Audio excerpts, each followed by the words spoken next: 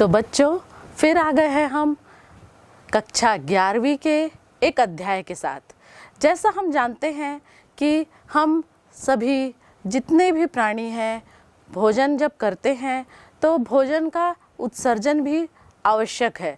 भोजन के उत्सर्जन और उसकी पूरी प्रक्रिया को कि प्राणियों में किस प्रकार उत्सर्जन होता है, उत्सर्जन के अंग कौन से होते हैं, इन अंगों को जानने के लिए हम आज इस अध्याय को देखते हैं। तो बच्चों, तो हम कक्षा 11वीं के उत्सर्जी उत्पाद एवं उसका निष्कासन, इस अध्याय को आज जानेंगे कि किस प्रकार सभी प्राणियों में अलग अलग प्रकार के उत्सर्जन अंग हैं और किस रूप में वो निष्कासित होते हैं। तो हम देखते हैं कि प्राणियों द्वारा उत्सर्जित होने वाले जो नाइट्रोजन अपशिष्ट हैं, मुख्य रूप से अमोनिया, यूरिया और यूरिक, ये 3 रूप में उत्सर्जित होते हैं। अमोनिया सर्वाधिक टॉक्सिक है क्योंकि इसके निष्कासन के लिए अधिक जल की आवश्यकता होती है, और यूरिक अम्ल कम टॉक्सिक है, इसके उत्पादन के लिए कम जल की आवश्यकता होती है। अमोनिया के उत्सर्जन की प्रक्रिया को अमोनिया उत्सर्ग कहते हैं। अनेक अस्थिर मछलियां, उभयचर और जो जलीय कीट है अमोनिया उत्सर्जी प्रकृति के होते हैं। अमोनिया सरलता से घुलनशील है, इसलिए आसानी से अमोनिया आयनों के रूप में शरीर की सतह या मछलियों के क्लोम या गिल की सतह से विसरण द्वारा उत्सर्जित हो जाते हैं। इस उत्सर्जन में वृक्क की कोई भी भूमिका नहीं होती है। इन प्राणियों को अमोनिया उत्सर्जी या अमोनियोटैलिक कहते हैं। इसी प्रकार जो स्तनधारी हैं, कई स्थलीय, उभयचर और समुद्री मछलियां मुख्यतः यूरिया का उत्सर्जन करते हैं। इनको हम क्या कहते हैं? यूरियोटैलिक कहते हैं। इन प्राणियों में उपापचयी क्रियाएं द्वारा निर्मित अमोनिया को यकृत द्वारा यूरिया में परिवर्तित किया जाता है और यह रक्त में मुक्त कर दिया जाता है, जिसे वृक्कों द्वारा निस्यंदन के पश्चात उत्सर्जित कर दिया जाता है। सरीसृप, पक्षी, घोंघा, कीट, ये सब नाइट्रोजनी अपशिष्ट यूरिक अम्ल का उत्सर्जन जल की कम मात्रा के साथ गोलिकाओं या पेस्ट के रूप में होता है। इन्हें हम यूरिकोटेलिक कहते हैं। प्राणी जगत में कई प्रकार के उत्सर्जी अंग पाए जाते हैं। जैसे अकशेरुकी में यह संरचना सरल नलिकाकार के रूप में होती है, जबकि कशेरुकियों में यह थोड़ी सी जटिल नलिकाकार रूप में होती है, जैसे कि वृक्क। आगे हम देखेंगे। जो प्रोटोनेफ्रेडिया या ज्वाला कोशिकाएं, प्लेटीहेल्मिन्थिस, चपटी कृमि जैसे प्लेनेरिया, रोटिफर, कुछ एनेलिड और सिफिलोकॉर्डेटा, एम्फियोक्स आदि में उत्सर्जी संरचना के रूप में पाए जाते हैं। केचुआ एवं जो अन्य एनेलिड है, जितने भी एनेलिड हैं, इसमें नलिकाकार उत्सर्जी अंग जिन्हें वृक्कक या नेफ्रिडिया कहते हैं।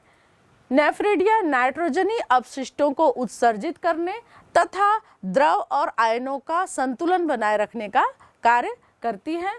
जो तिलचट्टा है, कॉकरोच, हम जानते हैं घरों में हम देखे हैं कॉकरोच, इनमें अधिकांश कीटों में उत्सर्जी अंग के रूप में मेलपीगी अंग, मेलपीगी कोशिकाएं बोलते हैं, वो पाया जाता है। ये मेलपीगी कोशिकाएं क्या करती हैं? जितने भी नाइट्रोजन अपशिष्ट है उसको उत्सर्जित करने का कार्य करती हैं। उसके बाद हम झींगा या जिसको प्रॉन बोलते हैं, जितने भी इन्हें क्रस्टेशियाई जो प्राणी है, इसमें हरित ग्रंथियां उत्सर्जन का काम करती है। इस प्रकार हम देखते हैं कि जो कशेरुकी है, अकशेरुकी है, जो जली हैं, स्थलीय हैं, सभी प्राणियों में अलग अलग प्रकार के उत्सर्जी अंग पाए जाते हैं।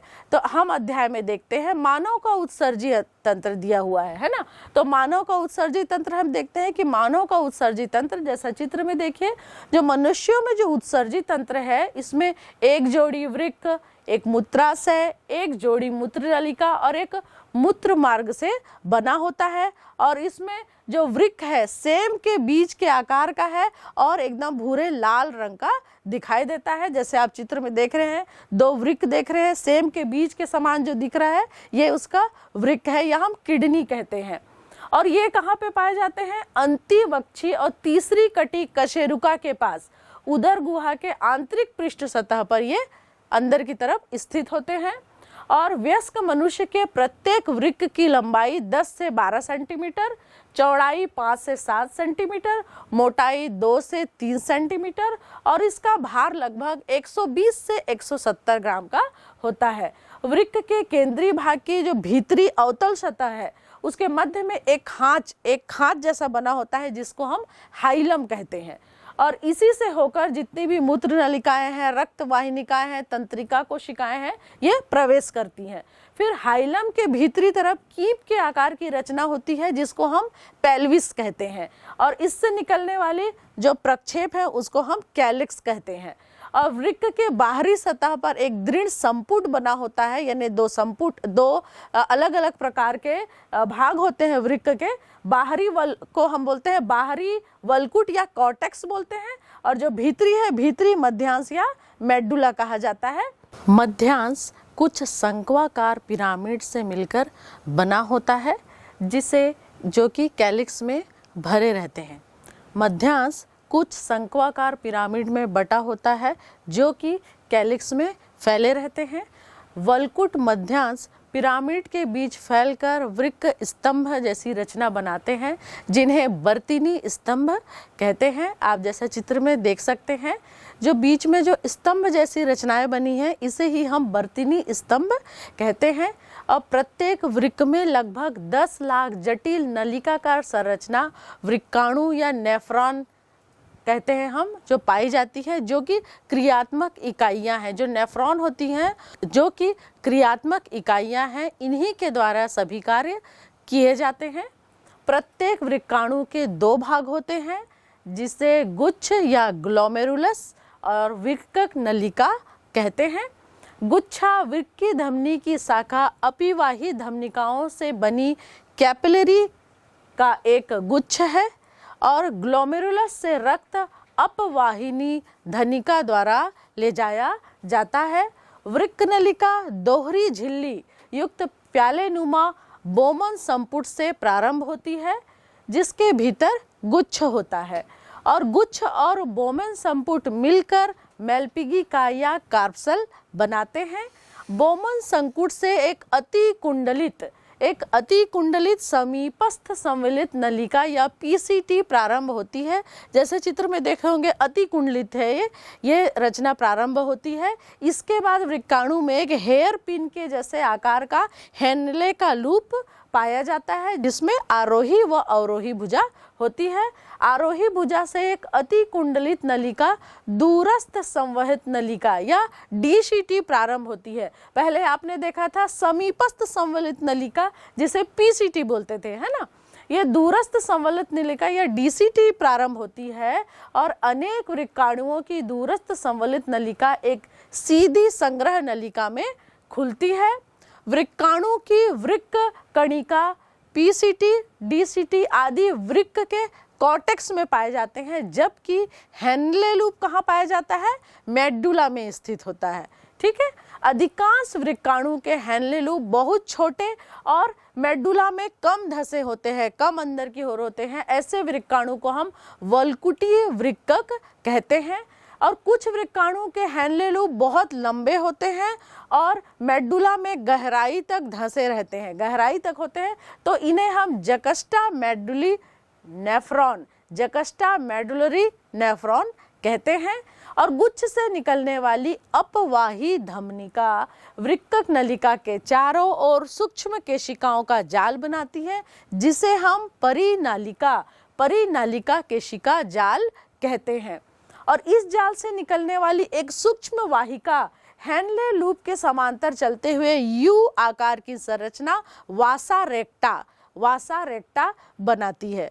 इस प्रकार हम देखते हैं कि किस प्रकार की संरचना बनी हुई है और कौन कौन से अंग उत्सर्जन अंग में पाए जाते हैं। फिर अब आगे हम देखते हैं कि मूत्र का निर्माण किस प्रकार होता है। मूत्र निर्माण के लिए 3 मुख्य प्रक्रिया सम्मिलित होते हैं। पहला है गुच्छीय निस्यंदन, दूसरा पुनः अवशोषण और स्त्रावण।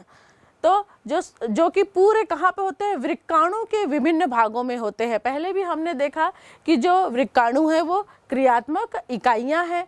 फिर मूत्र निर्माण के प्रथम चरण में हम देखते हैं कि केशिका गुच्छ द्वारा रक्त का निस्यंदन होता है, जिसे कुक्षिकी यानी जो गुच्छीय निस्यंदन कहते हैं। यानी परिभाषा क्या होगी, मूत्र निर्माण के प्रथम चरण में केशिका गुच्छ द्वारा रक्त का निस्यंदन होता है, जिसे गुच्छीय निस्यंदन कहते हैं। और वृक्क द्वारा प्रति मिनट औसतन 1100 से 1200 मिलीमीटर रक्त का निस्यंदन किया जाता है, जो कि हृदय द्वारा 1 मिनट में निकाले गए रक्त का 1/5 भाग के बराबर होता है। और ये गुच्छ की कोशिकाओं का जो रक्तदाब रुधिर के 3 परतों में से निस्यंदन करता है। पहला परत है जिसमें गुच्छ की रक्त कोशिका की आंतरिक उपकला, दूसरा बोमेन संपुट की उपकला और तीसरा इन दोनों परतों के बीच पाई जाने वाली आधार झिल्ली। इसके आगे हम देखते हैं कि बोमेन संपुट किस प्रकार कार्य करता है। बोमन संपुट जो हम देख रहे थे, बोमन संपुट, उसकी जो उपकला कोशिकाएं हैं वो पोडोसाइट्स कहलाती हैं, जो विशेष प्रकार से विन्यासित होती हैं, यानी एक अलग ढंग से विन्यासित होती है। उनका एक रचना होता है जिसमें कुछ छोटे छोटे छेद या अवकाश बीच में रह जाते हैं, जिन्हें खांच छिद्र या स्लिट पोर कहते हैं। इन झिल्लियों से रुधिर इतनी अच्छी तरह से छनता है कि रुधिर के प्लाज्मा की प्रोटीन को छोड़कर प्लाज्मा का शेष भाग छनकर संपुट की गुहा में इकट्ठा हो जाता है। इसलिए इसे परानिस्यंदन या अल्ट्राफिल्ट्रेशन कहते हैं। वृक्कों द्वारा प्रति मिनट निस्यंदित की गई मात्रा गुच्छीय निस्यंदन दर या GFR कहलाती है। एक स्वस्थ व्यक्ति में यह दर जो है 125 मिलीमीटर प्रति मिनट अर्थात 180 लीटर प्रतिदिन है। गुच्छी आसन उपकरण द्वारा एक अति सूक्ष्म क्रियाविधि संपन्न की जाती है। यह विशेष संवेदी उपकरण अपिवाही या अपवाही धमनिकाओं के संपर्क स्थल पर दूरस्थ संवहन नलिका की कोशिकाओं के रूपांतरण से बनता है। और गुच्छ निस्यंदन दर में गिरावट इन आसन्न गुच्छ कोशिकाओं के रेनिन के स्त्रावण को सक्रिय करती है, जो वृक्कीय रुधिर या जो वृक्कीय ब्लड है उसके प्रवाह बढ़ाकर गुच्छ निस्यंदन दर को पुनः सामान्य कर देती है। यानी प्रतिदिन बनने वाले निस्यंद के आयतन की उत्सर्जन को हम देखते हैं कि मूत्र से तुलना की जाए तो ये समझा जाता है कि 99% निस्यंद जो है वृक्क नलिकाओं द्वारा पुनः अवशोषित कर लिया जाता है, जिसे पुनः अवशोषण कहते हैं। यह कार्य वृक्क नलिका की उपकला कोशिकाएं अलग अलग खंडों में सक्रिय और निष्क्रिय क्रियाविधि द्वारा करते हैं। जैसे निस्यंद पदार्थ जैसे कि ग्लूकोज, अमीनो अम्ल इत्यादि सक्रिय रूप से परिवहन से पुनरावशोषित कर लिए जाते हैं, जबकि नाइट्रोजनीय निष्क्रिय रूप से अवशोषित होते हैं। वृक्काणु के प्रारंभिक भाग में जल का पुनर्अवशोषण निष्क्रिय क्रिया द्वारा होता है और मूत्र निर्माण के द्वारा नलिकाकार कोशिकाएं निस्यंद में पोटेशियम, अमोनियम जैसे पदार्थ स्त्रावित करती हैं और ये नलिकाकार स्त्रावण भी मूत्र निर्माण का एक मुख्य चरण है, क्योंकि यह शारीरिक तरल आयनों व अम्ल क्षार संतुलन को बनाए रखता है। तो बच्चों, हम देख रहे थे कि किस प्रकार कौन कौन से अंग उत्सर्जन के हैं जो कि मनुष्यों के लिए आवश्यक है। उसी में हम देखते हैं कि वृक्क नलिका के विभिन्न जो भाग हैं और उनके क्या कार्य हैं। तो वृक्क नलिका का जो भाग है पहले हम देख चुके हैं, जैसे PCT यानी समीपस्थ संवलित नलिका। यह नलिका क्या है, सरल घनाकार ब्रूस बॉर्डर और उपकला से बनी होती है, जो पुनर्अवशोषण के लिए सतह को क्या करती है, क्षेत्र को बढ़ाती है और लगभग सभी आवश्यक पोषक तत्व यानी जितने भी पोषक तत्व हैं 70 से 80% विद्युत अपघट्य और जल का पुनः अवशोषण इसी भाग से होता है। और समीपस्थ संवलित नलिका या PCT शारीरिक तरलों के pH तथा आयनी संतुलन को बनाए रखने के लिए हाइड्रोजन, अमोनिया और पोटेशियम आयनों का छानना और उनको स्त्रावण का कार्य एवं बाइकार्बोनेट के पुनर्अवशोषण का कार्य करते हैं। उसके बाद हम देखते हैं हेनले का लूप। हेनले का लूप आप देख रहे होंगे, ये यू आकार का, ये वृक्क नलिका यू आकार की होती है और ये दो भुजाओं में विभेदित होती है। कौन सी? अवरोही और आरोही भुजा। हेनले का लूप जो यू आकार का है, दो भुजा में बटी हुई है, अवरोही और आरोही। आरोही भुजा में न्यूनतम अवशोषण होता है, यानी इसमें पुनरावशोषण की जो प्रक्रिया है वो न्यूनतम होती है। और जो अवरोही भुजा है वो जल के लिए अपारगम्य होती है, लेकिन जो विद्युत अपघट्य हैं उनके लिए ये धीरे धीरे पारगम्य होती है। उसी प्रकार आरोही भुजा जल के लिए अपारगम्य होती है, लेकिन जो विद्युत अपघट्य हैं उनके अवशोषण सक्रिय या निष्क्रिय रूप से करती रहती है। फिर देखते हैं हम डीसीटी या दूरस्थ संवलित नलिका। विशिष्ट परिस्थितियों में सोडियम और जल का कुछ पुनर्अवशोषण इसी भाग में होता है, और जो हेनले का लूप है उसकी आरोही भुजा में ये डीसीटी जो है, डीसीटी में ये खुलती है, यानी हेनले के लूप के आरोही भुजा डीसीटी के जो है हेनले के लूप में खुलती है। डीसीटी वृक्क के वल्कुट यानी कॉर्टेक्स भाग में स्थित होती है और इसमें पीसीटी की तरह माइक्रोविलाई नहीं पाए जाते हैं। और डीसीटी रक्त में सोडियम पोटेशियम का संतुलन तथा पीएच बनाए रखने के लिए बाइकार्बोनेट का पुनर्अवशोषण करती हैं। उसके बाद हम देखते हैं संग्रह नलिका। नाम से स्पष्ट है, संग्रह नलिका। वृक्क नलिकाओं की दूरस्थ कुंडलित नलिकाएं संग्रह नलिका में खुलती हैं और प्रत्येक वृक्क नलिकाओं में बना जो मूत्र है, यूरिन है, संग्रह नलिका में आ जाता है और बहुत सारी संग्रह नलिकाओं को मिलकर एक मुख्य हम संग्रह नलिका नाइकी वाहिनी या डक्ट ऑफ बेलाई कहते हैं। और ये जो है पीएच के नियमन, रक्त में आयनों का संतुलन बनाए रखने में इसकी महत्वपूर्ण भूमिका होती है। फिर हम देखते हैं क्षनित जो निस्यंद है उसके सांद्रण करने की क्रियाविधि क्या है। जो स्तनधारी हैं उनके सांद्रित मूत्र का उत्पादन करते हैं, यानी हम सभी जानते हैं कि जो स्तनधारी होते हैं वे सांद्रित मूत्र का क्या करते हैं? उत्पादन करते हैं। इस कार्य में हेनले लूप और वासारेक्टा जो दोनों हैं महत्वपूर्ण भूमिका निभाते हैं। हेनले लूप की दोनों भुजाओं में क्षनित का जो विपरीत दिशा में बहाव रहता है उससे क्या होती है? प्रतिधारा उत्पन्न होती है। वासारेक्टा की दोनों भुजाओं में रक्त का बहाव भी प्रतिधारा पैटर्न में ही होता है। हेनले लूप और वासारेक्टा के बीच की जो नज़दीकी है उनसे प्रतिधारा मध्यांशी अंतराकाश के परासरण दाब को विशेष प्रकार से ये नियमित करती है। परासरण दाब मध्यांश के बाहरी भाग से भीतरी भाग की ओर लगातार बढ़ता जाता है और यह प्रवणता सोडियम क्लोराइड तथा यूरिया के कारण बनती है। सोडियम क्लोराइड का परिवहन हेनले लूप की आरोही भुजा द्वारा होता है और सोडियम क्लोराइड अंतराकाश को वासारेक्टा की आरोही भुजा द्वारा लौटा दिया जाता है। इस प्रकार यूरिया की कुछ मात्रा हेनले लूप के पतले आरोही भाग में विसरण द्वारा प्रविष्ट होती है जो संग्रह नलिका द्वारा अंतराकाश के में वापस लौटा दिया जाता है। हेनले लूप व वासारेक्टा की विशेष व्यवस्था द्वारा सुगम बनाया जाता है जिसे प्रतिधारा क्रियाविधि कहते हैं। फिर हम देखते हैं वृक्क क्रियाओं का नियमन, यानी कि क्या क्या वृक्क में क्रियाएं होती हैं और उनका नियमन किस प्रकार किया होता है। वृक्कों की क्रियाविधि का नियंत्रण और नियमन हाइपोथैलेमस के हार्मोन की क्रियाविधि कुछ सीमा तक हृदय के द्वारा भी होता है और शरीर में उपस्थित परासरण जो ग्राहियां हैं रक्त आयतन, शरीर तरल आयतन और आयनी सांद्रण के बदलाव द्वारा सक्रिय होती हैं।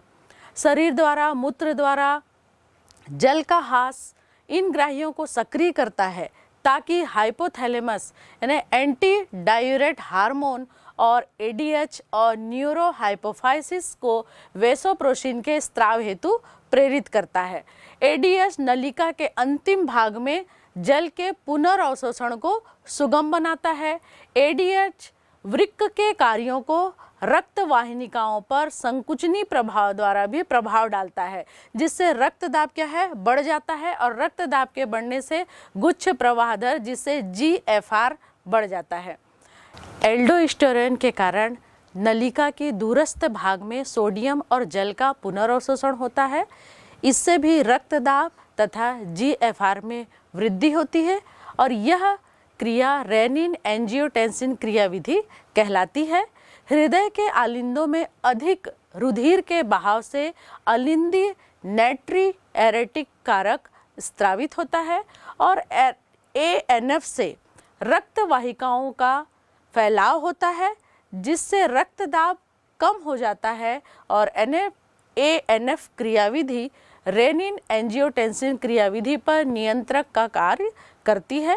उसके बाद हम देखते हैं, आपके बुक में देख रहे होंगे मूत्रण, यानी कि यूरिन पास किस प्रकार होता है, मूत्रण की क्रियाविधि किस प्रकार होती है, यह हम आगे देखेंगे कि वृक्कों द्वारा निर्मित जो यूरिन है, मूत्र है, अंत में मूत्राशय में जाता है और केंद्रीय तंत्रिका तंत्र द्वारा ऐच्छिक संकेत द्वारा जो है ये उत्सर्जित कर दिया जाता है। जो केंद्रीय तंत्रिका तंत्र है वे मूत्राशय की चिकनी पेशियों के संकुचन तथा शिथिलन को संदेश भेजते हैं।